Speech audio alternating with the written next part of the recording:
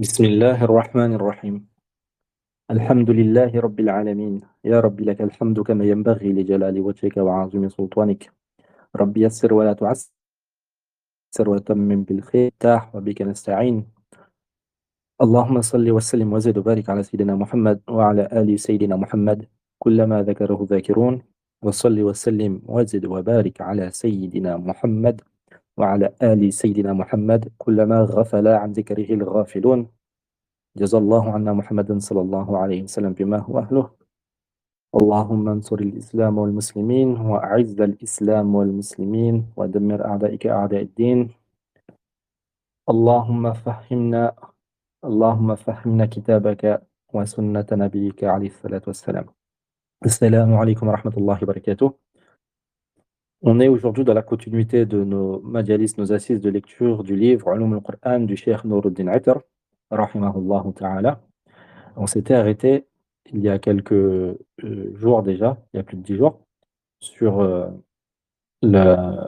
Donc on avait vu lors du dernier majlis la définition de ce qu'est un ayah, donc un verset, et de ce qu'est une sourate.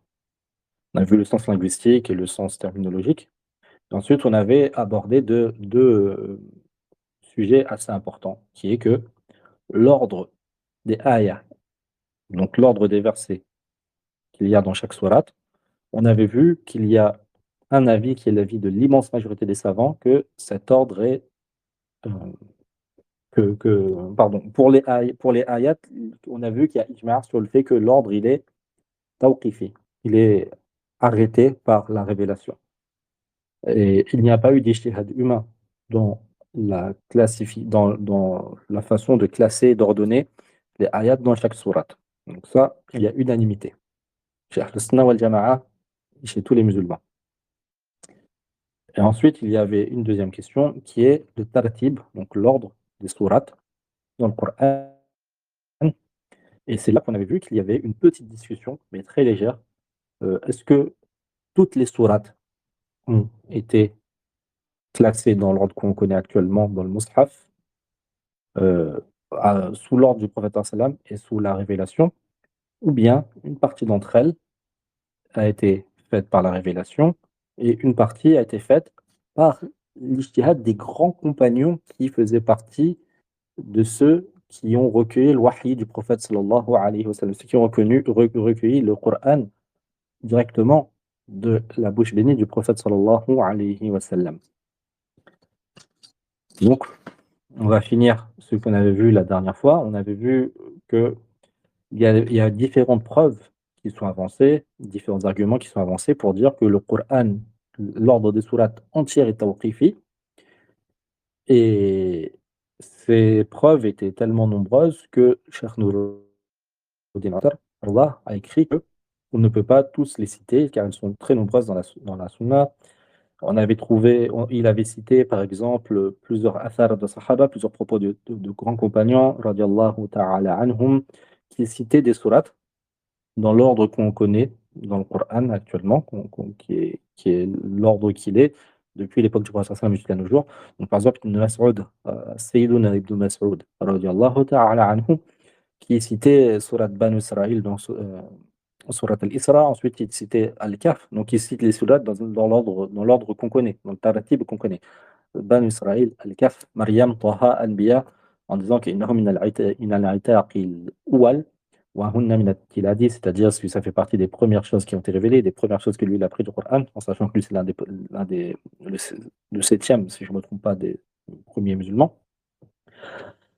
On avait vu également donc le prophète sallallahu alayhi wa sallam, rapporté par l'imam al-Bukhari dans son Sahih, qui disait que quand quelqu'un va dans son lit, quand quelqu'un se couche sur sa couche, à l'époque ils n'avaient pas de lit, ils dormaient sur des nattes, subhanallah, nous on vit dans le luxe. Et donc le prophète sallallahu alayhi wa sallam, quand il allait sur sa couche, sur sa couchette, donc il mettait ses mains, il recueillait ses mains comme quand on fait le dua. Ensuite, il récitait en crachotant légèrement dedans, Qul huwallahu ahad wal mu'awwidhatayn. Donc on voit là l'ordre, comme dans le Coran, à la fin, il y a Surat al-Ikhlas, Surat al-Falaq, Surat al-Nas. Donc là encore, il y a plein de hadiths comme ça qui nous donnent la classification des sourates dans l'ordre qu'on connaît. Et Donc on s'était arrêté là et on va finir ce chapitre avant de commencer le prochain. Donc,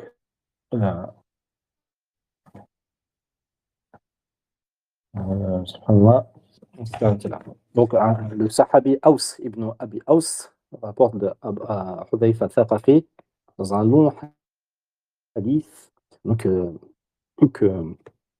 Aws, il a questionné les ashabi Rasulillah sallallahu alayhi wa sallam. Donc il a questionné les compagnons du prophète d'Allah sallallahu alayhi wa alihi wa sallam. Il leur a dit comment vous avez l'habitude de diviser le Coran. Kayfa tahzabuna al-Qur'an, c'est-à-dire comment vous mettez le Coran en partie, sous-entendu pour le réciter en, en 7 jours. Donc yukhtamu fi usbu' hatta yukhtama fi usbu'. Donc comment vous partitionnez le Coran afin de pouvoir le finir en une semaine. كما سبق في حديث عبد الله بن عمرو رضي الله تعالى عنهما. Et donc le compagnon du prophète sallallahu alayhi wa sallam, les compagnons du prophète sallallahu alayhi wa sallam lui ont répondu Thalath. Donc on commence par 3 sourates. Ces 3 sourates sont Al-Baqarah, Al-Nisa. Ensuite Khams, c'est les 5 sourates qui suivent les 3 premières. Ensuite Sab'a, donc c'est les 7 qui suivent les 5 premières. Wa Tis'a, les 9 qui suivent les 7.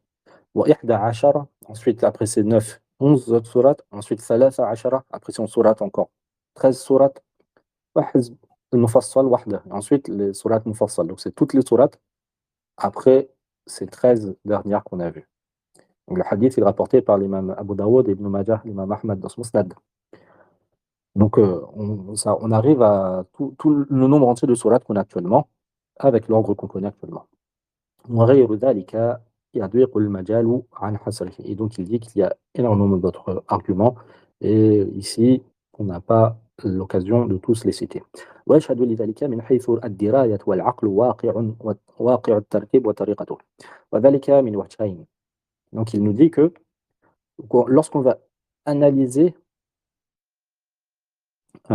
donc les textes de la Sunna, les textes des compagnons qui traitent de ce sujet-là, donc on va voir que ce tartib-là, il est bien tawqifi, il est bien arrêté à l'époque de la révélation. Et on va voir cela de deux façons. Là, yashukku an-nazaru fihima. Et ces deux façons-là, personne qui analyse cela de façon sincère aura de doute après cela. لا يشك الناظر فيهما أن الترتيب بين الصور توقيفي. Il n'y aura aucun doute que l'ordre des sourates est tawqifi, déterminé à l'époque du prophète sallam. أي مأخوذ عن النبي, c'est-à-dire que cela est pris directement du prophète sallam. La première chose est الأول مما يدل على أنه توقيفي كون الحواميم رتبت ولا.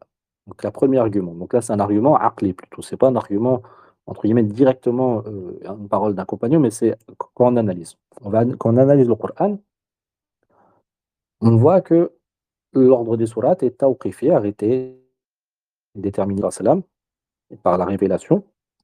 Il n'y a pas eu d'intervention humaine dans cela. Et donc, qu'est-ce qui nous permet d'arriver à cette conclusion? C'est le fait que dans le surat, il y a des sourates qu'on appelle les hawamim. C'est des sourates qui commencent par les huruf al-muqatta'a, les lettres séparées, hamim. On verra, il y a un chapitre sur les huruf al-muqatta'a qu'on verra plus tard. Donc, toutes les sourates qui commencent par hamim, elles se suivent. Wa kadha at-tawasin. Il en est de même que les sourates qui commencent par tasin. Donc, les sourates qui commencent par Hamim se suivent, les sourates qui commencent par Tasin se suivent. Mais cependant, walam tarattab al-musabbihatu wala. Mais les sourates qu'on dit al-musabbihat, donc c'est toutes les sourates qui commencent par la glorification d'Allah. Sabbaha lillahi, yusabbihu lillahi. Donc les sourates qui commencent par le tasbih d'Allah, elles ne se suivent pas.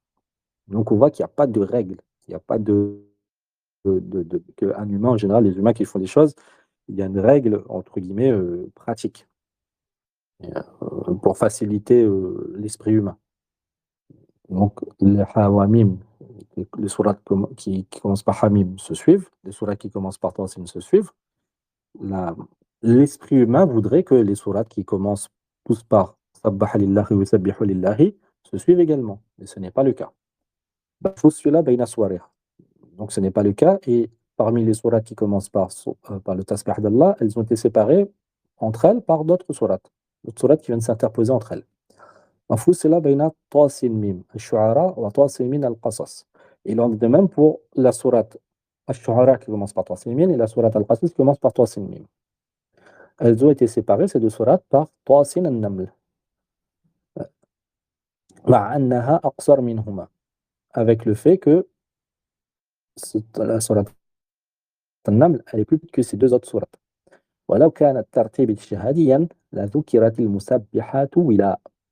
Et si le tartib, si l'ordre des sourates était le fruit d'un ijtihad, d'un effort humain, de classification, alors la logique voudrait que les musabbihat, elles se suivraient, wila, tout comme les hawamim, les sourates qui commencent par hamim, et les sourates tawasin euh, se suivent. Donc, وأخرت طاسين النمل عن طاس ميم القصص. Et de la même façon que les musabihat ne se suivent pas, il y a une autre, il y a une autre chose qui ne répond à aucune règle, entre guillemets, rationnelle, c'est le fait que la surat Tasin al-Naml, elle a été séparée de la surat Tasin Mim, la surat al-Naml, elle vient après Tasin Mim al-Qasas. Donc, وهكذا من يتدبر سائر السور يعلم أن ترتيبها توقيفي.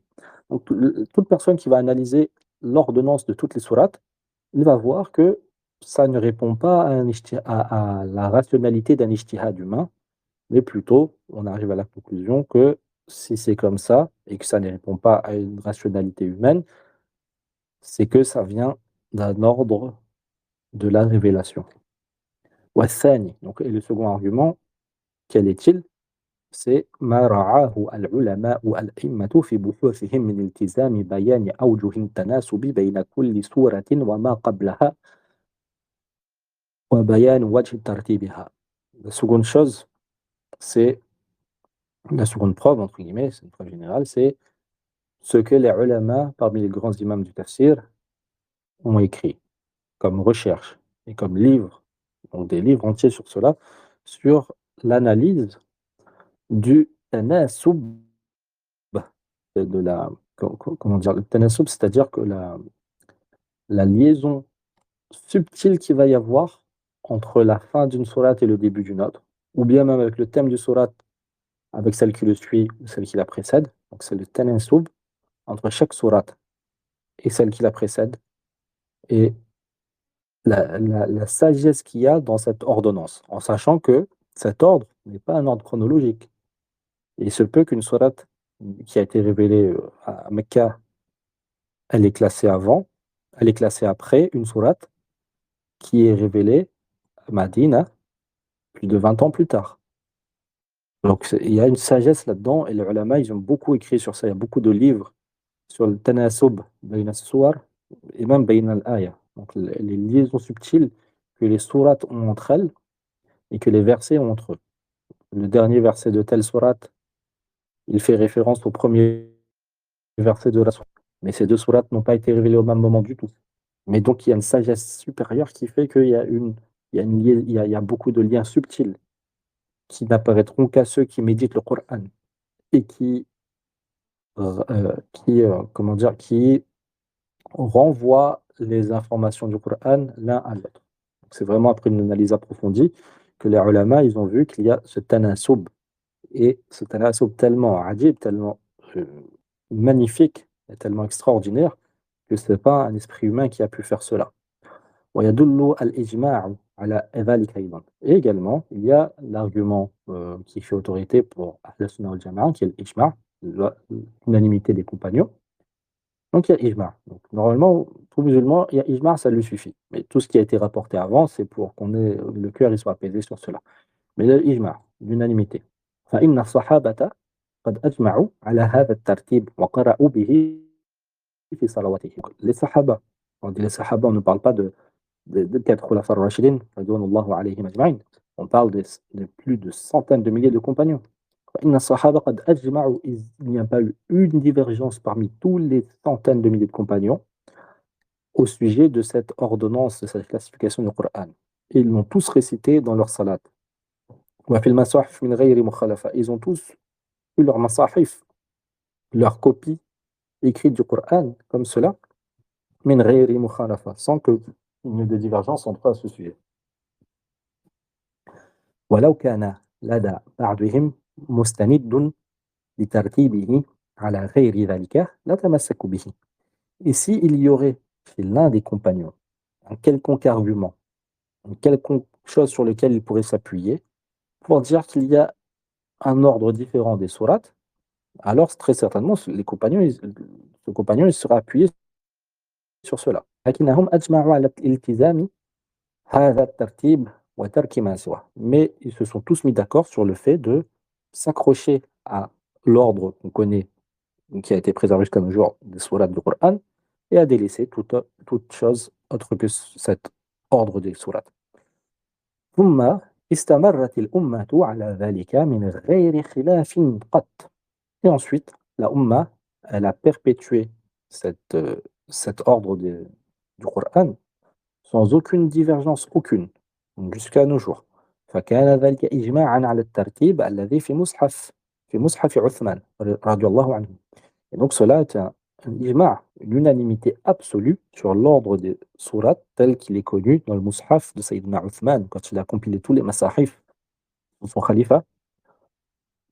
Et également, فكان ذلك إجماعا على وجوب التزامه معًا. Ça rapporte également l'unanimité sur l'obligation de se tenir et de s'accrocher et de ne rester uniquement que sur cet ordre à toute épreuve. Et ici, Cheikh Nouruddin Aitar, comme souvent, nous met une faïda, un enseignement bénéfique en commentaire en disant وقد أخطأ من خالف هذا الترتيب في تفسيره للقرآن أو لجزء منه وذلك لما يلي. Donc de quoi parle-t-il ici? Il nous dit que sont tombés dans l'erreur ceux qui vont contredire ce tartib, cet ordre, dans leur tafsir du Coran ou bien dans leur tafsir d'une partie du Coran. Donc, ici, il fait référence à ceux qui vont faire le tafsir du Coran selon l'ordre chronologique de la révélation, qui est différent de l'ordre du Mus'haf. C'est une mode qui a et qui se répand de plus en plus, malheureusement. Ça contredit totalement le manhaj ilmi, la méthodologie scientifique. Donc, ici, il va nous expliquer pourquoi ceux qui font le tafsir du Coran selon l'ordre de la révélation, et selon l'ordre chronologique de la révélation, et non selon le tartib du Mus'haf Uthmani, pourquoi ils sont dans l'erreur? أولاً, premièrement, مخالفة الإجماع على ترتيب سور القرآن كما هي في المصحف. Premièrement, parce que quand ils vont faire le tafsir de cette façon, ils vont contredire le ijma' qui a été euh, qu'il y a eu au sujet de l'ordre des sourates du Coran tel qu'elle est dans le Mus'haf, sous-entendu le Mus'haf Uthmani. Secondement, al-ikhlalu bimaqasid al-wahy al-ilahi min tartib al-Qur'an. La seconde chose, c'est lié à ce qu'on a vu entre le tanasub, les liaisons subtiles et extraordinaires qu'il y a entre les sourates et les secrets qu'il y a dans l'ordonnance des sourates. En faisant le tafsir autrement que selon le tartib connu, on va vider entre guillemets, bien sûr, on va vider ici avec de grandes guillemets, le Coran des objectifs de la révélation divine. Parce que ce tartib aussi, il a une sagesse divine et des enseignements de ce tartib. Et quand on va défaire cet ordre des sourates, alors on va passer à côté de la compréhension des objectifs qu'Allah a placés dans cette ordonnance. وما فيه من المناسبات من مناسبات حكيمة تتصل بمعاني القرآن وتدخل في إعجازه. Et donc on va aussi passer à côté, donc comme on a vu, des munasabat, des sagesses qu'il y a dans la liaison entre telle sourate, et ces sagesses qui vont souligner les sens et les significations du Coran, et ces sagesses qui rentrent aussi, donc la classification des versets, des sourates aussi, ça rentre dans l'I'jaz, dans l'aspect miraculeux du Coran. فمهما خطر ببال أحدهم فحكمة الوحي أعلى وأسمى.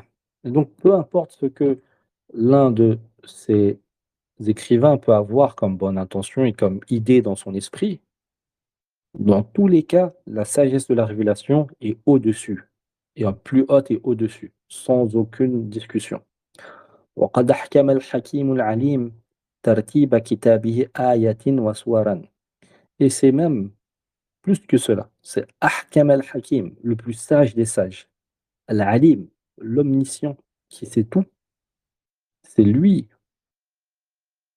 Ahkam al-Hakim, Tartiba. Donc qu'est-ce qu'il a fait? Allah subhanahu wa ta'ala, qui a les attributs d'Al-Hakim et d'Al-Alim, de l'omniscient et du plus sage, il a Ahkama Kitaba, il a il a parfait l'ordonnance des versets des sourates dans son livre. Ici, c'est ce qui est voulu par le verbe Ahkama. Il a parfait l'ordonnance des versets et des sourates dans son livre. كما أحكم ترتيب أطرافه وقد افتتح القرآن بالمعارف الإلهية. Et donc également, donc il y a une perfection dans le Coran qu'Allah a fait dans la classification des sourates, des versets, et dans aussi, comme on a vu la dernière fois, c'est comme un puzzle où toutes les pièces vont s'assembler, on va voir les thèmes qui vont apparaître. Et quand on va défaire cet ordre, nous en pensant bien faire en mettant chronologiquement, on va défaire ce puzzle. Donc, وقد فعلنا. Le Coran, il s'ouvre avec des connaissances. Il commence, il débute directement avec la Fatiha, avec la sourate Fatiha, avec des connaissances au sujet d'Allah subhanahu wa ta'ala. Ça nous parle d'Allah. Et par les usul de la Aqidah dans la sourate al-Fatiha. ثم قرر في البقرة عظمة القرآن. Ensuite, Allah, dans la sourate al-Baqarah, il a enraciné, il a appuyé sur la grandeur du Coran et sur les objectifs de la guidée du Coran. C'est pour ça que les ulama ils disent, certains ulama de tafsir, ils disent que la sourate al-Baqarah, c'est l'explication de la Fatiha. Et la sourate al-Baqarah, c'est le tafsir de tout le Coran. Entre guillemets, la sourate al-Fatiha, c'est le résumé du Coran. Al-Baqarah, c'est l'explication du résumé du Coran. C'est la présentation du Coran. Et dans sourate al-Baqarah, il y a tous les maqasid de la guidée qu'Allah a révélée. Et dans la sourate al-Baqarah, il y a l'appel au tawhid d'Allah en se basant sur des preuves mustadillan bidala'il al-khalq wal afaq, en se basant sur des preuves aussi bien euh, venant directement d'Allah, aussi bien que sur la méditation sur la création, sur le monde qui est autour de nous. Et donc Allah, il appelle par cela à la foi en son prophète sallallahu alayhi wa sallam et au Coran. Et c'est un défi qui est lancé au monde entier par cette sourate. Et dans cette sourate, il évoque également le paradis, l'enfer. ثم قام الحجج على المشركين وغيرهم. Et ensuite, il établit la preuve contre les mouchriquins, les polythéistes et les autres, c'est-à-dire tous les types de kuffars. وهكذا فقد عرف القرآن الإنسان. Et de cette façon, le Coran, c'est de cette façon que le Coran a fait connaître à l'être humain depuis le début, le tout début du Mus'haf. Il lui fait connaître maqam rabbihi wa azim sha'nihi, la place, le rang honorifique qu'on doit accorder à notre Seigneur et son immensité. Et وَأَجَالَ نَظَرَهُ فِي آيَاتِهِ الَّتِي تَتَجَلَّى فِي مَخْلُوقَاتِهِ. Et également, il va attirer l'attention de l'être humain, donc le Coran dès le début, il attire l'attention de l'être humain sur les signes d'Allah qui vont apparaître dans sa création. Il lui fait également connaître la prophétie du messager et la véracité de son livre. Donc, comme par exemple, on commence directement Alif Lam Mim Dhalika al-Kitabu La Rayba Fih. Subhanallah, c'est un livre qui commence directement euh, par, après la sourate Fatiha, Allah il dit Alif Lam Mim, ceci est le livre, La Rayba Fih, il n'y a aucun doute dans ce livre. Donc pour ce verset-là, il est placé directement au début du Coran, pourtant c'est pas le premier verset révélé. Donc il y a une sagesse, Allah il a placé ce verset au début directement. Et tout auteur, quand il commence son livre, il va dire je m'excuse pour les manquements que j'ai eus dans ce livre. Et Si vous voyez des choses, corrigez-les ou contactez-moi, et cetera. Allah, dans son livre, commence et dit: «ذَلِكَ الْكِتَابُ لَا رَيْبَ فِيهِ». Il n'y a aucun doute dans ce livre. هُدًى لِلْمُتَّقِينَ. C'est la guidée pour les pieux. Pour toute personne qui veut avoir la piété, c'est la guidée pour lui. Donc ça vient établir directement la qaïd. وَصَارَ بِذَلِكَ أَهْلًا لِفَهْمِ التَّشْرِيعِ مُتَهَيِّئًا لِقَبُولِهِ. Et donc, il y a une sagesse qu'Allah il a placé ces versets au début, même si ce n'est pas les premiers, dans l'ordre chronologique. Et cette sagesse, c'est que l'être humain, quand il est passé par ces premières sourates, c'est comme si que ces premières sourates, elles ont préparé son âme. Elles ont purifié son cœur pour qu'il puisse accueillir la législation divine qui va venir par la suite dans les autres sourates. فَأَتَاهُ حِينَئِذٍ بِالتَّشْرِيعِ وَالْأَحْكَامِ. Et après cela, donc, Allah va le guider par l'ordre des sourates à prendre petit à petit les règles et les lois dictées par Allah dans ce Coran. Donc, si c'est une petite parenthèse que Cheikh Noureddin Atar a faite. Et donc, après cela, on va commencer le Fasl al-Sadis, donc le sixième chapitre, qui est un chapitre, l'un des plus capitaux de ce livre, c'est Asbab al-Nuzul, les causes de la révélation. Donc, on va au moins commencer le début de ce chapitre. On n'aura pas le temps de le terminer, mais au moins on fait les premiers pas. بحول الله. بسم الله الرحمن الرحيم. هذا علم جوهري من علوم القرآن وأثير لدى الباحثين في التفسير عامة وفي أسرار أسلوب القرآن خاصة. Donc, qu'est-ce que أسباب النزول, les causes de la révélation? C'est une science capitale, jawhari, c'est au centre des sciences du Coran. أثير لدى الباحثين في التفسير عامة, et c'est une science immensément précieuse pour toute personne qui recherche dans le domaine du tafsir en général, et plus particulièrement sur les secrets du style du Coran particulièrement. ويعرف سبب النزول بأنه ما نزلت الآية أو الآيات تتحدث عنه أيام وقوعه. Donc, comment est défini sababan? Qu'est-ce que sabab al-nuzul, la cause d'un verset, la cause de révélation d'un verset? Les ulama, ils ont défini que donc c'est quand un verset, des versets, un groupe de versets est descendu.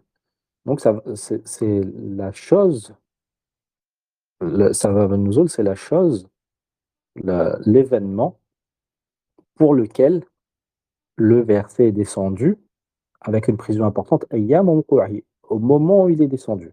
Donc c'est très important. Là, ça peut paraître pas clair, mais ça va s'éclaircir par la suite. هذا القيد أيام وقوعه يعتبر شرطا جوهريا لبيان سبب النزول. Donc la condition qui est ici, أيام وقوعه, le jour où il a été révélé, donc c'est une cause du verset, mais qui concerne le jour où il a été révélé. C'est une cause importante et capitale pour clarifier ce qu'est un sabab nuzul, la cause de révélation des versets, et pour le distinguer des versets qui ont été révélés pour nous parler des événements du passé. حتى انتقد العلماء ما ذكره الواحدي في تفسيره سورة الفيل من أن سببها قصة قدوم الحبشة به، فإن ذلك ليس من أسباب النزول في شيء، بل هو من باب الإخبار عن الوقائع الماضية كذكر قصة نوح وعاد وثمود وبناء البيت ونحو ذلك. Donc ici, par cet exemple, ça va devenir plus clair. Donc il dit de façon à ce que les ulama, ils ont critiqué ce que l'imam al-Wahidi il a dit dans son tafsir. L'imam al-Wahidi, qui fait partie des premières générations de din, si je me trompe, c'est pas entre le 3e et 4e siècle hijri, à vérifier, donc qui est connu comme étant l'imam des Asbab al-Nuzul, le grand spécialiste des circonstances de la révélation. Dans son tafsir de la Surat al-Fil, il a dit que la Surat al-Fil, son sabab, la cause de sa révélation, c'est l'histoire de la venue des Abyssiniens qui ont voulu assiéger la Kaaba avec les éléphants, l'histoire est connue. Et Allah a envoyé des nuées d'oiseaux pour détruire cette armée. Les savants, ils ont critiqué ça, ils ont dit non, ça ne peut pas être la venue des Habasha, la venue de l'armée venue d'Abyssinie, ça ne peut pas être le sabab de révélation de la Surat al-Fil, la Surat de l'éléphant. Pourquoi?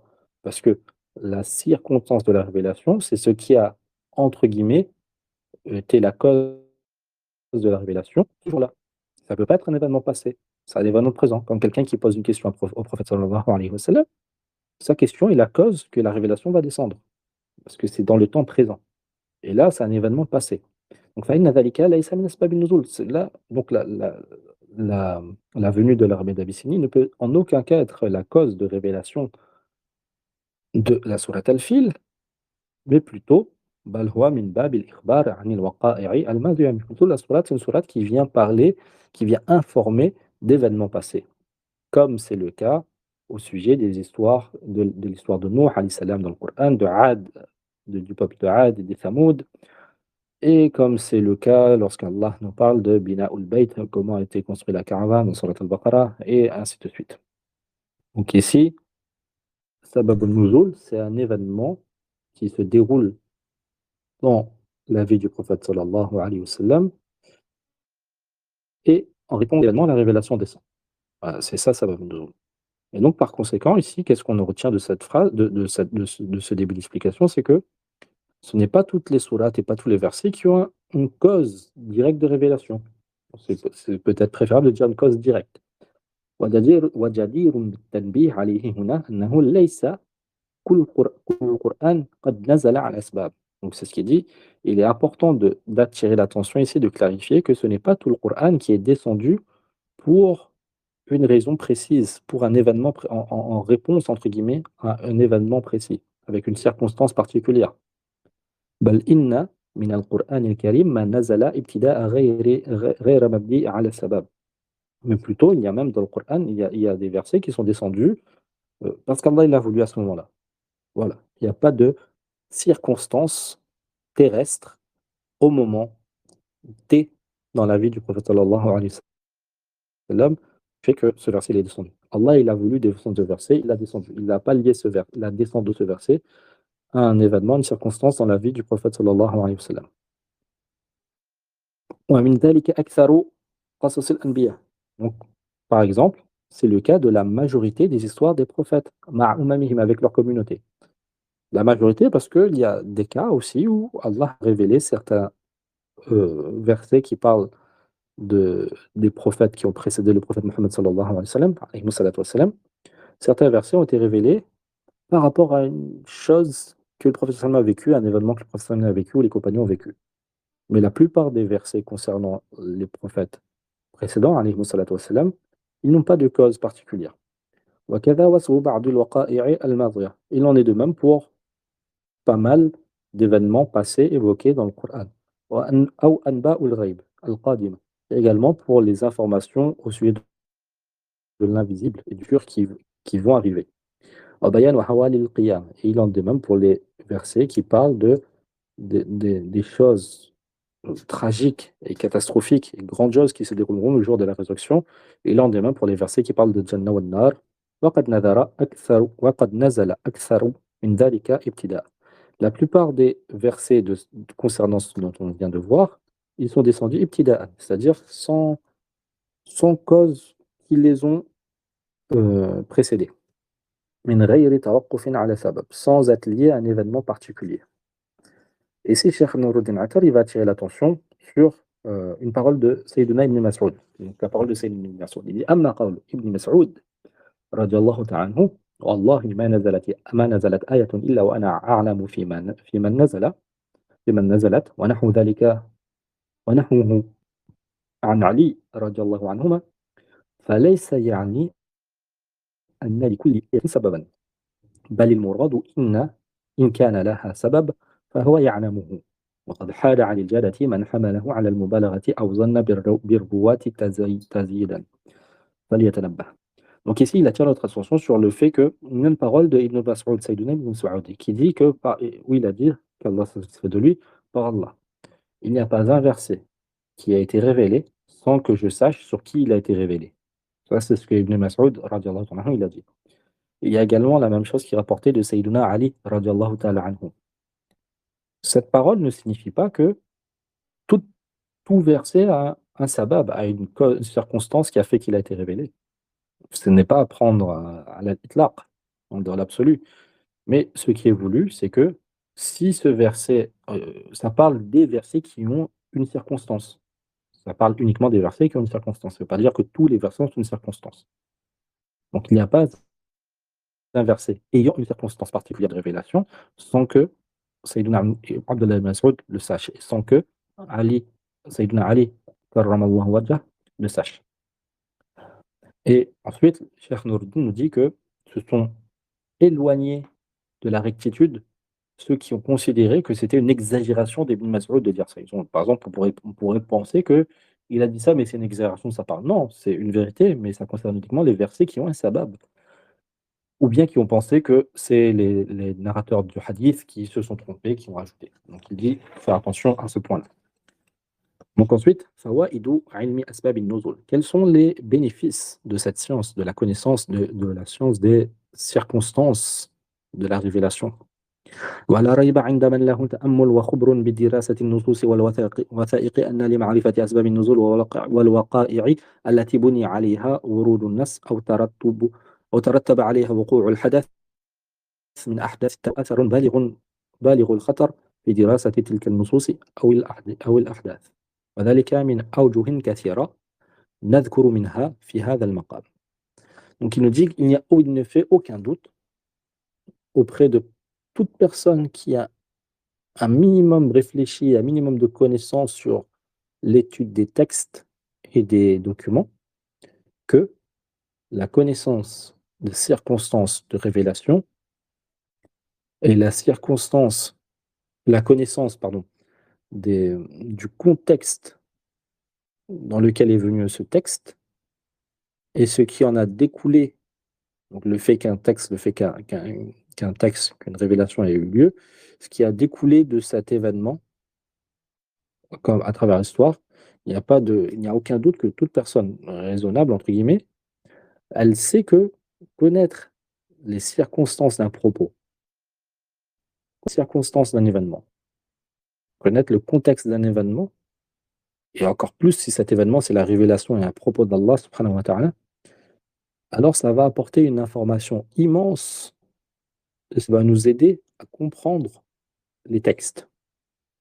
Et ça va nous aider à comprendre les textes sous de nombreux aspects. Donc le chef va évoquer certains de ces aspects. أولاً الاستعانة على فهم المعنى المراد. Premièrement, qu'est-ce que va nous apporter la connaissance des circonstances particulières de la révélation d'un verset? Ça va premièrement nous aider, isti'ana, nous aider à comprendre le sens voulu correctement, le sens qu'Allah a voulu qu'on comprenne. لما هو معلوم من الارتباط بين السبب والمسبب. قال الوحيد لا يمكن معرفة تفسير الآية دون الوقوف على قصتها وبيان نزولها. Donc, il est connu qu'il y a un lien entre la cause et l'événement et la chose la conséquence de cette cause. Donc la cause entraîne une conséquence. Donc ici, entre guillemets, il y a eu un événement, et cet événement a pour conséquence que Allah a décidé que Jibril il révèle ce verset au prophète sallallahu alayhi wa sallam à ce moment-là, en réponse à cette circonstance, à cet événement, à cette cause. L'imam al-Wahidi, dont on a vu le nom il y a peu, et qui est considéré comme la sommité dans la science de l'asbab al-nuzul, il dit il n'est pas possible, la yumkin, il n'est pas possible de connaître le tafsir d'un verset, l'explication d'un verset, sans savoir, sans savoir l'histoire de ce verset, entre guillemets. Bien sûr, quand il a une histoire, et sans connaître comment il a été révélé. Et bien sûr, quand il a eu une circonstance particulière de révélation.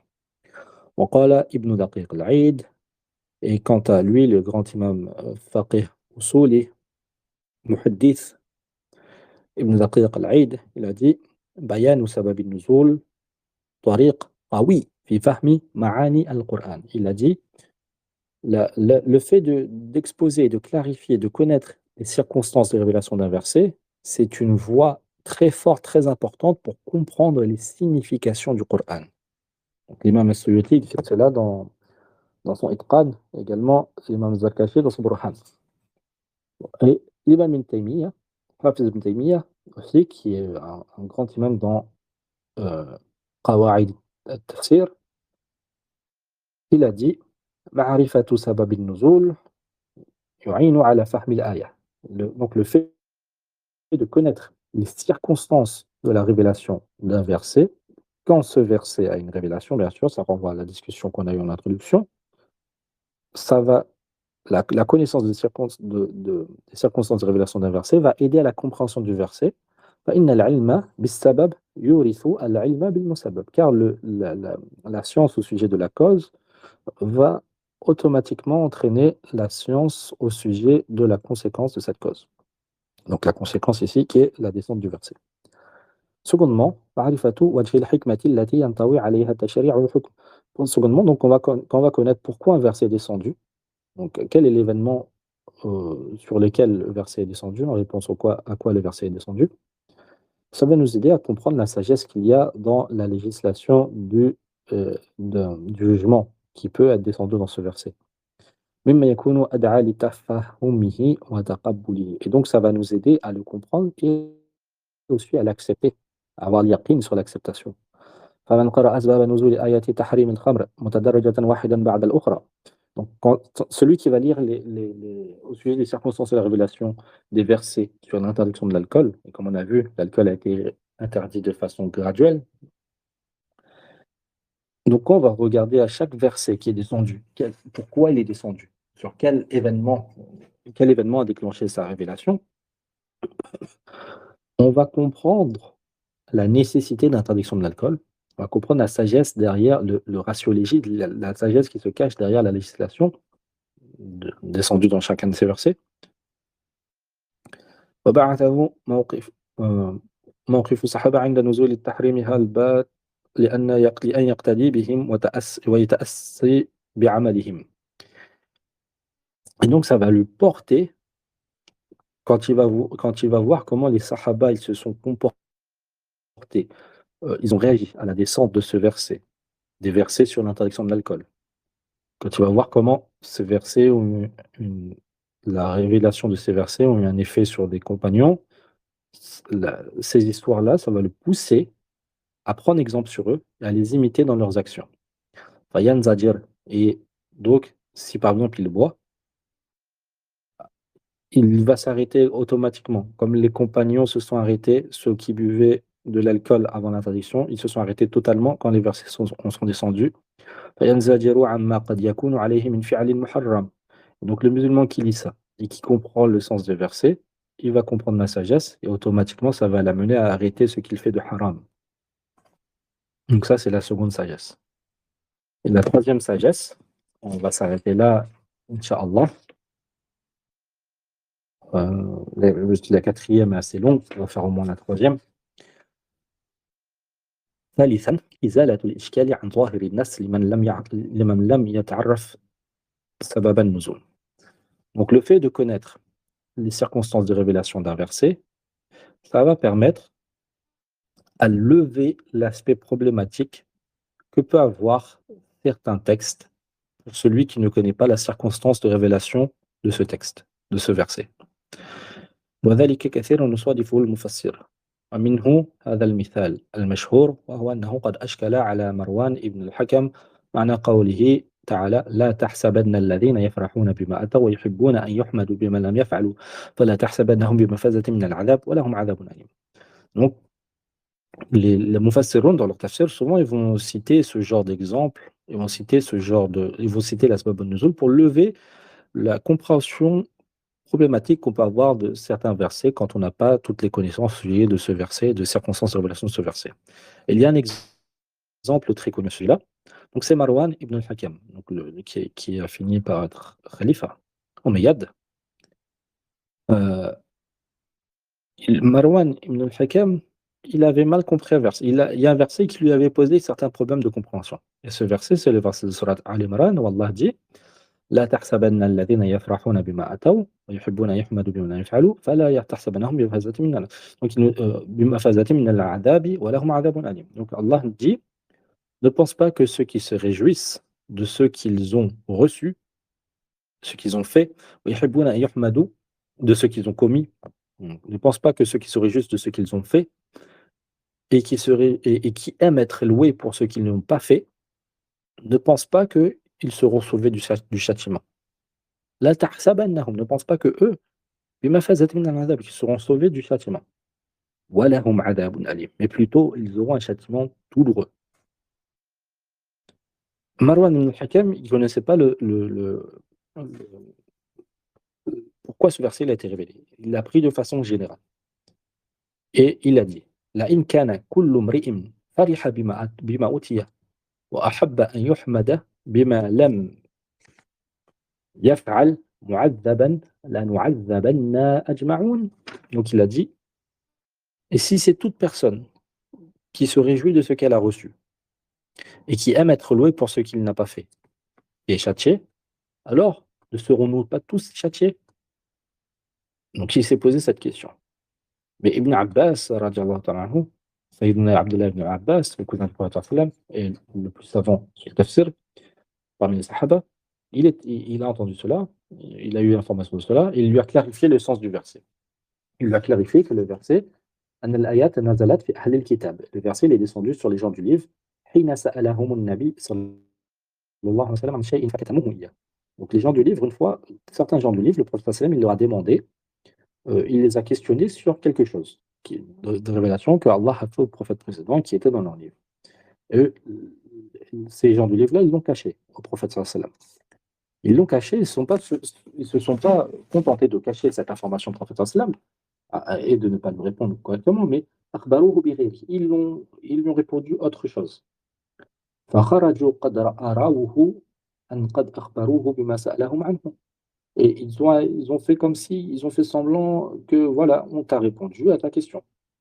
واستحملوا بذلك إليه. Et ils ont voulu être loués par le prophète sallam pour cela. On t'a répondu, on t'a donné la science, nous on a la science, on est les gens du livre, etc. Ils ont cherché l'éloge du prophète sallam pour eux par cela. وفرحوا بما أتوا من كتمانه. Et ils ont été contents de ce qu'ils ont fait, de cacher cette chose, cette vérité au prophète sallam. إياه وما سألوه. Ils ont été contents d'avoir caché sur quoi il leur a posé question. Donc, Imam al-Bukhari et Muslim, il cite ce hadith dans leur Sahih. Sous-entendu, le verset il est descendu sur eux. Ça ne parle pas de toute personne qui est content d'avoir fait quelque chose, d'avoir reçu quelque chose, et qui est content d'être loué pour quelque chose qu'il n'a pas fait, bien que ce n'est pas bien d'aimer les louanges, mais ce n'est pas toute personne qui fait cela, qui va avoir un châtiment douloureux. Mais ça concerne ces gens en particulier. Donc Marwan ibn Hakam n'avait pas connaissance de ce sabab an-nuzul et ce lui avait posé problème. Et quand on a connaissance, ben dans ce cas-là, ça pose plus de problème. On voit la sagesse, la hikmah de la révélation. Et on va quand même faire la quatrième sagesse, kashfu asrar al-balagha fi al-Qur'an al-azim. Donc la quatrième sagesse de connaissance des circonstances de la révélation d'un verset, c'est que ça va nous dévoiler les secrets de l'éloquence du Qur'an al-azim. بما يفيده علم أسباب النزول من تلاؤم أسلوب القرآن مع مقتضى حال السامعين والعالمين إلى يوم الدين والعالمين عفوا إلى يوم الدين. وقد حفلت مصادر التفسير البلاغي بهذا اللون. Donc, le fait de connaître les circonstances de révélation d'un verset, pourquoi un verset a été révélé, ça répond à la question de qui était la personne qui a posé une question au prophète sallam, pour que ce verset descende, tel verset est descendu, quel événement le prophète sallam ou tel compagnon a vécu pour que tel verset est descendu, ou pourquoi ce verset, le style de ce verset est différent d'autres versets. Quand on connaît le contexte de révélation de ce verset, on va voir que le style de ce verset, il répond particulièrement, il convient particulièrement à la situation pour laquelle il a été révélé, ou à la personne au sujet de laquelle il a été révélé. Donc le fait de connaître cela, ça va nous éclaircir les secrets qu'il y a derrière les différents styles linguistiques dans le Coran, en fonction de la situation de celui qui écoute le Coran, ou sur lequel pour lequel ce verset a été révélé. Et donc, toute personne qui analyse cela, ila yawmiddin, il comprendra les sagesses du Coran. Et وقد حفلت مصادر التفسير البلاغي بهذا اللون. Et donc, il y a un type de tafsir qui s'appelle tafsir al-Balaghi, c'est des tafsirs qui traitent vraiment de l'aspect éloquent du Coran. Ils sont remplis de ce type d'exemple, d'utilisation de la connaissance de Sabab al-Nuzul pour mieux comprendre le style et l'éloquence coranique. On va s'arrêter là, Inch'Allah, pour aujourd'hui. On demande à Allah subhanahu wa ta'ala de nous donner une compréhension profonde du Coran, de nous donner un amour du Coran, un attachement au Coran, la lecture perpétuelle du Coran, le fait de l'apprendre, de retenir ses lettres, comme comme de pouvoir préserver ses enseignements. On demande à Allah qu'il fasse pour nous le Coran un hujjah, une preuve pour nous et non une preuve contre nous. Qu'Allah nous compte parmi les gens du Coran, parmi ceux qui défendent, qui pratiquent, qui enseignent le Coran. Et qu'Allah fasse que notre comportement sur le Coran, en suivant l'exemple de notre prophète sallallahu alayhi wa sallam, au sujet duquel notre mère Aïcha nous a informé que kana khuluquhu al-Qur'an, son comportement était le Coran. On demande à Allah subhanahu wa ta'ala qu'il établisse euh, pour les musulmans dawlat al-Qur'an, l'état du Coran. On demande à Allah qu'il préserve la communauté de ce Coran, la meilleure des communautés. Pourquoi les musulmans sont la meilleure communauté? Parce qu'ils ont eu Mohammed sallallahu alayhi wa sallam et le Coran qui est le miracle de Mohammed sallallahu alayhi wa sallam. Allah a donné à Mohammed sallallahu alayhi wa sallam. Allah secourt l'armée du prophète sallallahu alayhi wa sallam, particulièrement à Gaza, en Palestine, au Soudan, au Cachemire et partout ailleurs. Qu'Allah secourt les opprimés, qu'Allah secourt les affamés, qu'Allah secourt les réfugiés, qu'Allah secourt ceux qui subissent l'oppression et l'injustice. وصلى اللهم على سيدنا محمد وعلى آله وصحبه أجمعين سبحان ربك رب العزة عما يصفون وسلام على المرسلين الحمد لله رب العالمين والسلام عليكم ورحمة الله وبركاته